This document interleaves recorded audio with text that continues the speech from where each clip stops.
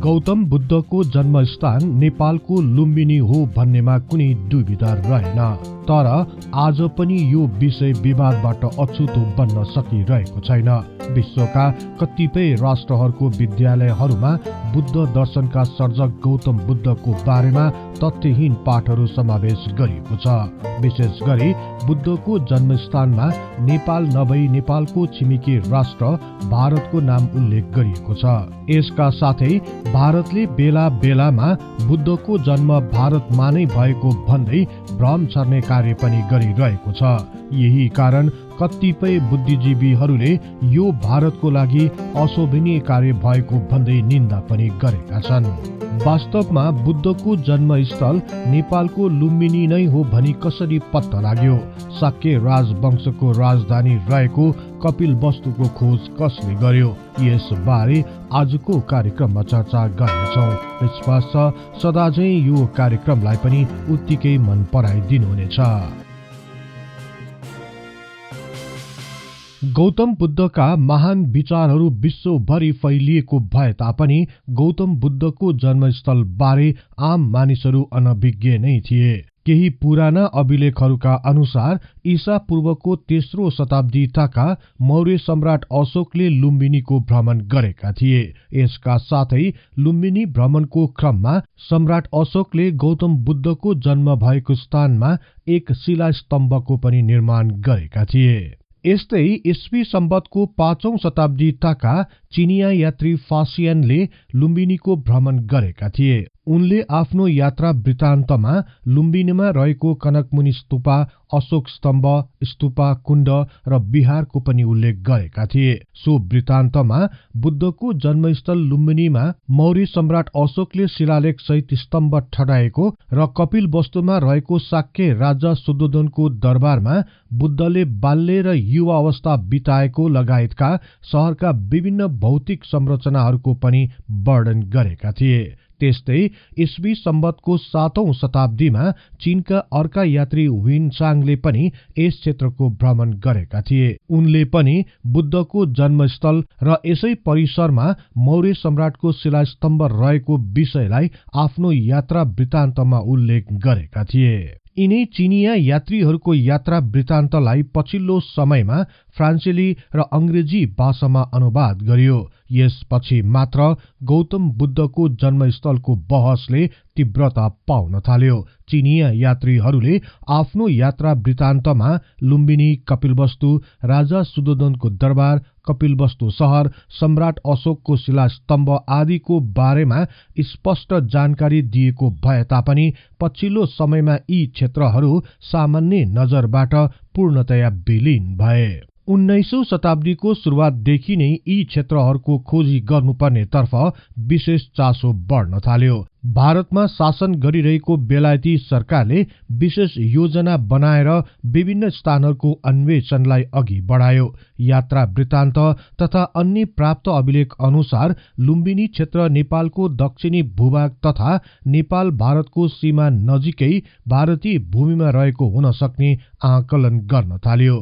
तर कहीं कतैबाट पनि ती क्षेत्रहरूको मेसो पाउन सकिएन।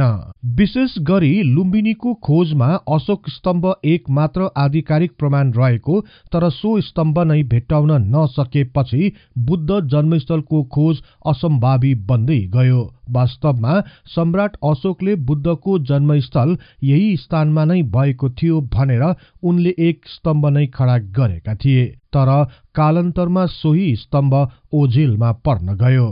यही कारण भारतको तत्कालीन ब्रिटिस सरकारले सो क्षेत्र भारतीय भूमिमा नै पर्ने सन्देशलाई प्रचार गरिरहे र सोही अनुसार आफ्नो खोजलाई अघि बढाए। तर अन्य केही अन्वेषकहरूले पुराना ग्रन्थहरूको विश्लेषण गर्दै बुद्धको जन्मस्थल नेपालको दक्षिणी भूभागमा हुन सक्ने तर्क अघि सारे।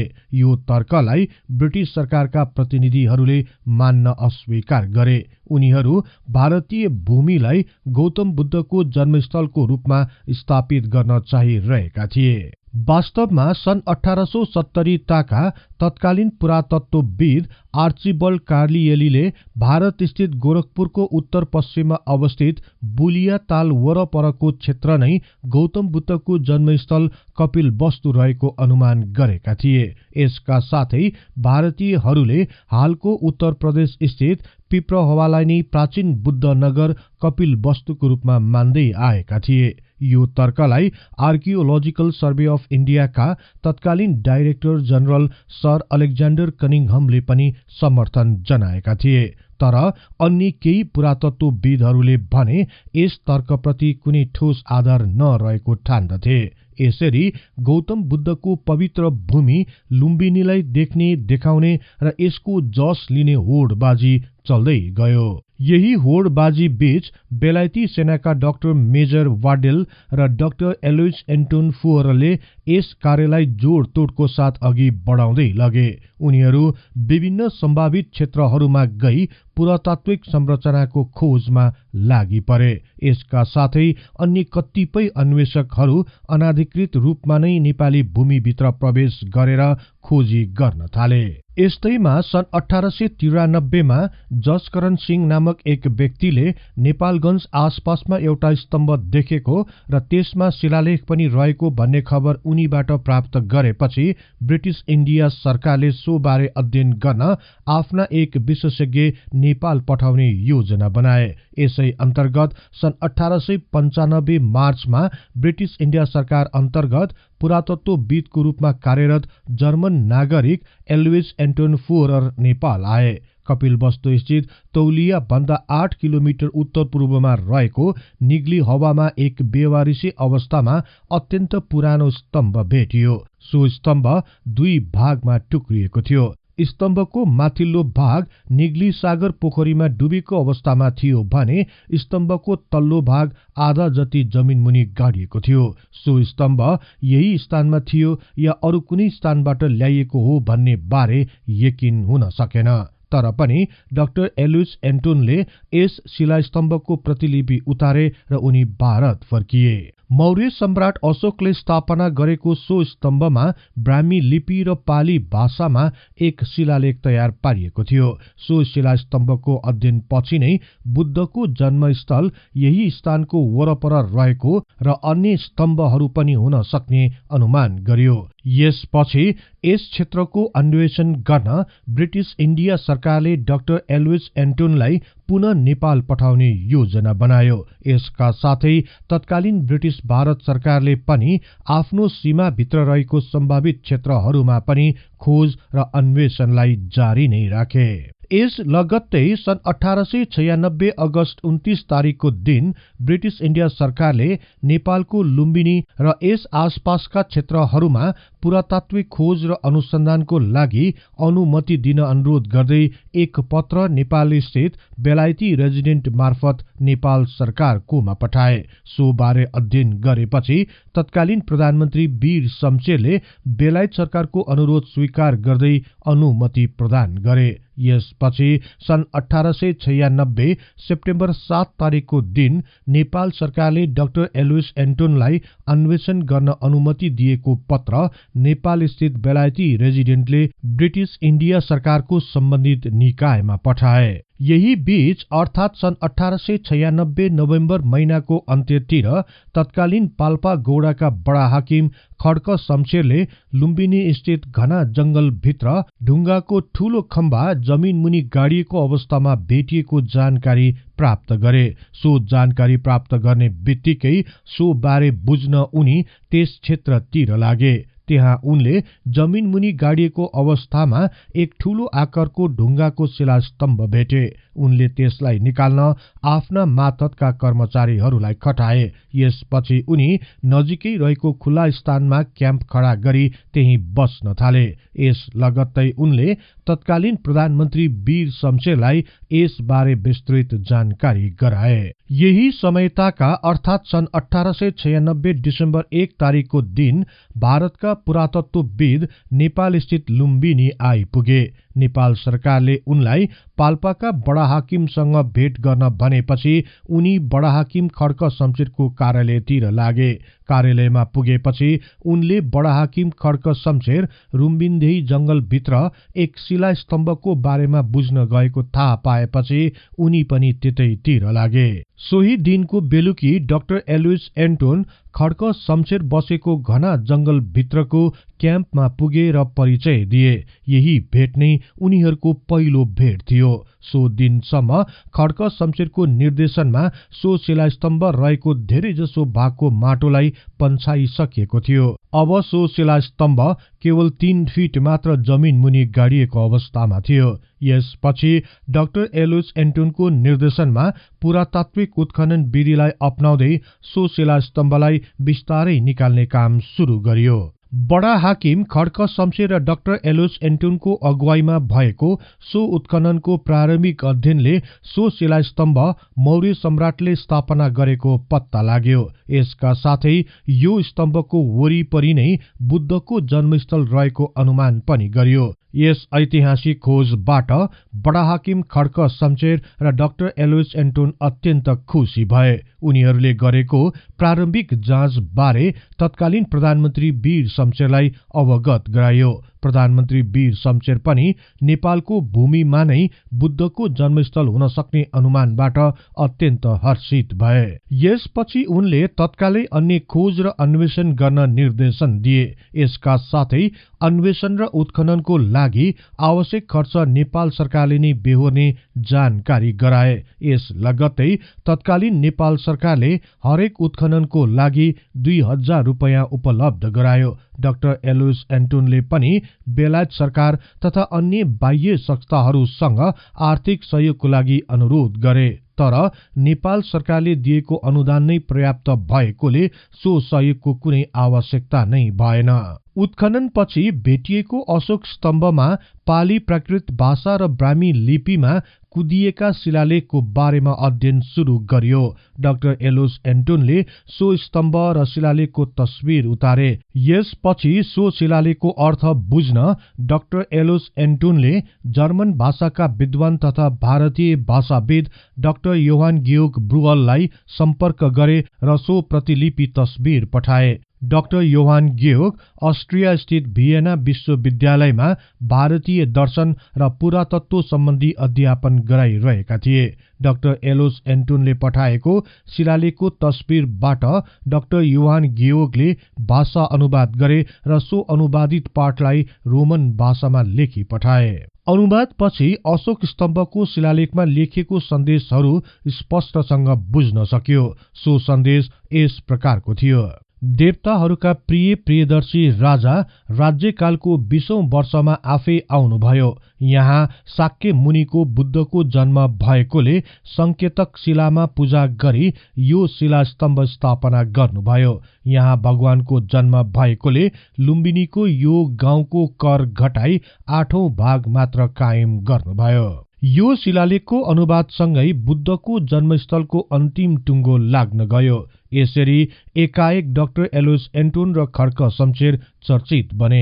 यसपछि खड्क शमशेर र डाक्टर एलोइस एन्टोनको अगुवाईमा यस वरपरका क्षेत्रहरूमा उत्खनन गरियो। यसबाट प्राप्त विभिन्न वस्तु र संरचनाले बुद्धको जन्मथलो लुम्बिनी मात्र नभएर बुद्धले प्रारम्भिक जीवन बिताएको र राजपाट त्याग गरेर हिँडेको नगर कपिलवस्तु पनि नेपालको तिलोराकोट नै हो भनेर प्रमाण जुटाइदियो।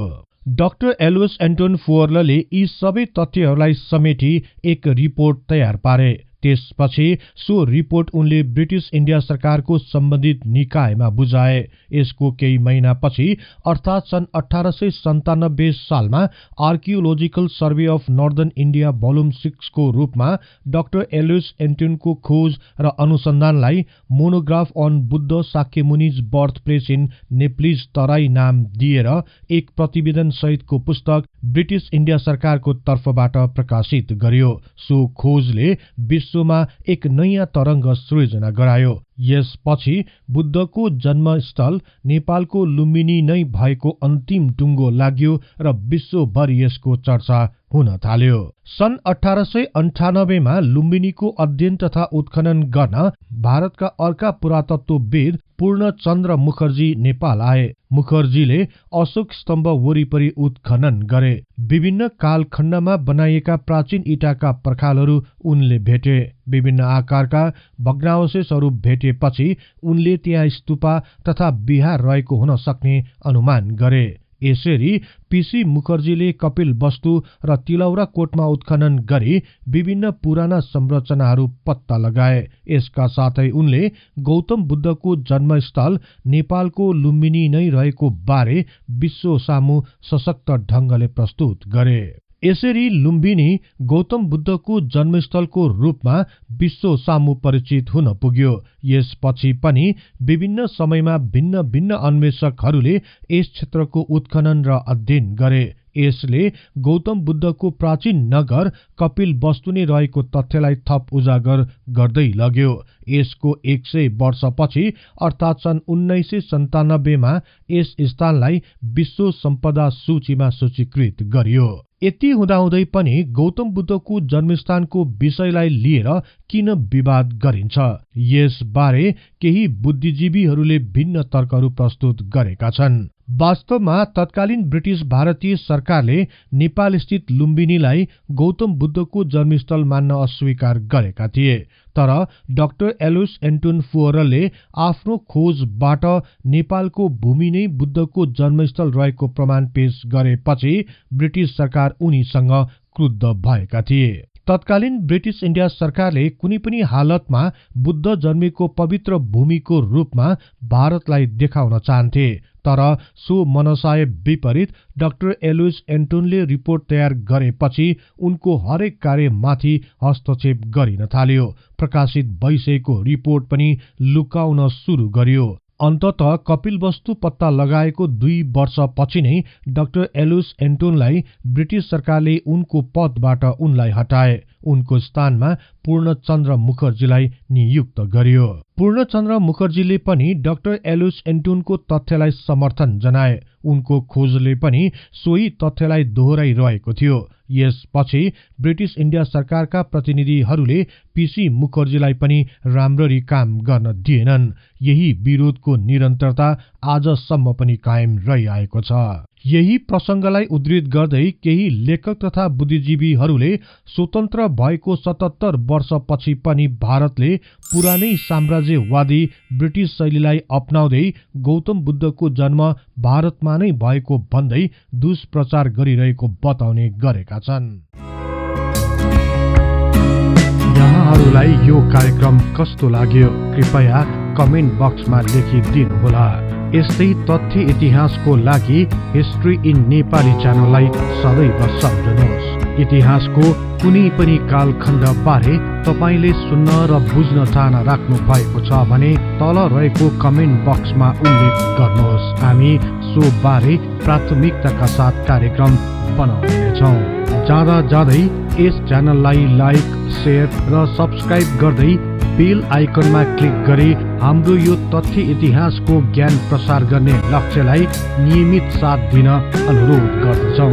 अन्तमा अर्को नयाँ र रोचक कार्यक्रम लिएर आउने बाचा गर्दै अहिलेलाई म बिदा हुन चाहन्छु। हवस् त, नमस्कार।